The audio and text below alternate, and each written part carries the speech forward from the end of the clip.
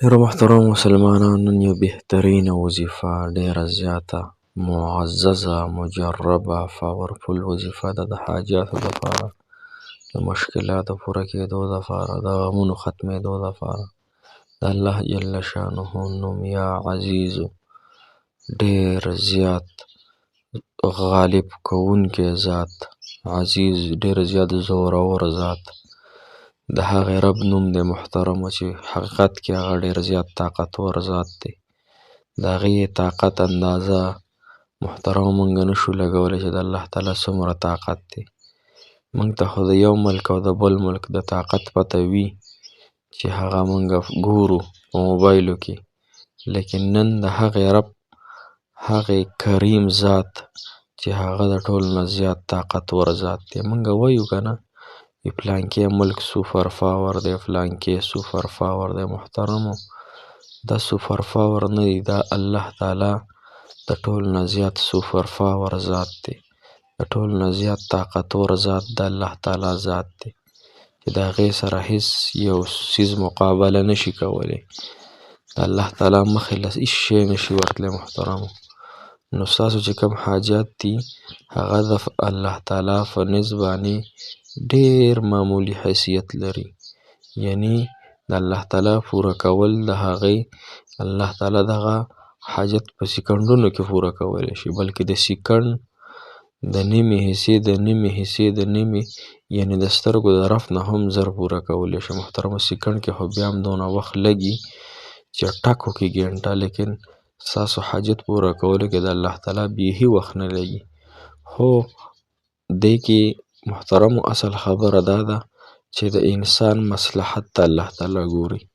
الله تعالی په خپله فرمایي چې انسانانو زه خو به ستاسو د آخرت په باره کې چې ما نه کم تاسو دعا غواړئ، کم حاجت وي ستاسو، هغه به زه پوره کوم، خو لیکن د دنیا په مصلحتونو کې، د دنیا په کارونو کې به زه ستاسو یعنی کارونو ته ګورمه چې دې کار کې ستاسو خیر شته کو نشته، دا کار ستاسو قسمت کې شته کو نشته، دا رشته ده، دا محبت دی، دا قرضونه دي، دا کاروبار دی، دا نور ویزې دي، هر یو څیز چې دی.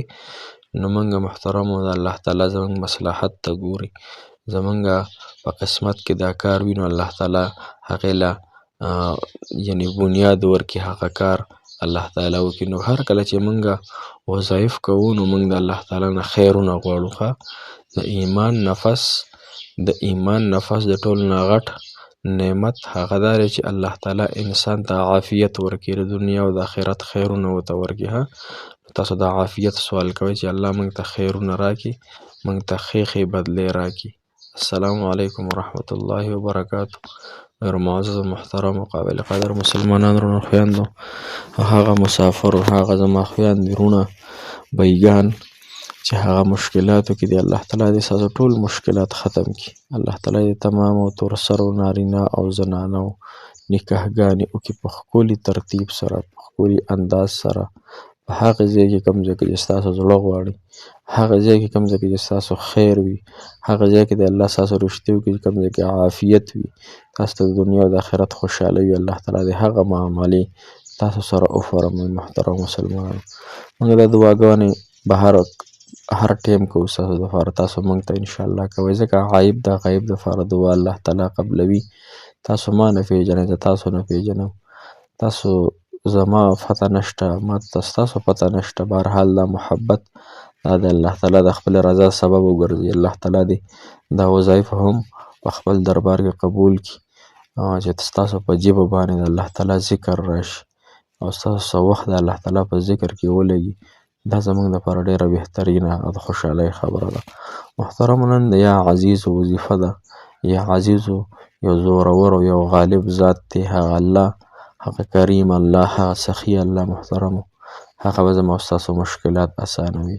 خو به هر حال تاسو ګناهونه ټول پرېږدوئ، کو هره ګناه کوئ ټولو ګناهونو توبه وباسئ او 5 وخته لمونځ کوئ، ذکر اذکار تلاوت کوئ، مسلمان ته تکلیف مه ورکوئ، دغه رنګې د مسلمان سره مرسته کوئ، مسلمان له صدقه ورکوئ د خپل وس مطابق او ورسره دا وظیفه انشاءالله شروع کړئ.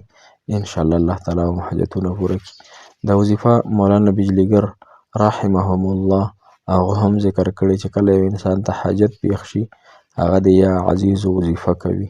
تعداد چې څومره ویلی شي کو 314 پیرې ویلی شي کو دې نه سیوا ویلی شي 2 رکعاته نفل ورسره کوه کو نفل نشي کولی ساده بس دغه صراطي یعنی یا عزیز وظیفه انشاءالله په دې ترتیب سره کوه چې الله تعالی به زورور ذات دی زما په دې حاجت باندې د الله تعالی قدرت دی الله زما دا حاجت دا مسله دا پریشانی الله تعالی په خپل طاقت او قدرت سره ختم نو هر ټایم کې چې دا وظیفه کولی شئ هر څومره چې وي تعداد کې هغه کولی شئ انشاءالله یو څو ورځې مسلسل وکړئ او الله تعالی نه غواړئ الله تعالی به ستاسو حاجات پوره کړي. موږ ته هم ډېرې دعاګانې کوو موږ تاسو ته کوو چې الله تعالی دې ستاسو حاجات پوره کړي الله تعالی زموږ هم حامي او ناصر مددګار شي الله تعالی زموږ هم رحم وکړي په ټولو مسلمانانو دې الله تعالی رحم او فضل وکړي او موږ دې الله تعالی په زړونو کې خپل محبت الله تعالی واچوي. موږ ته هم دعاګانې کوي تاسو ته جزاک الله خیر احسن الجزا فی الدنیا والآخرة. السلام علیکم ورحمة الله وبرکاته.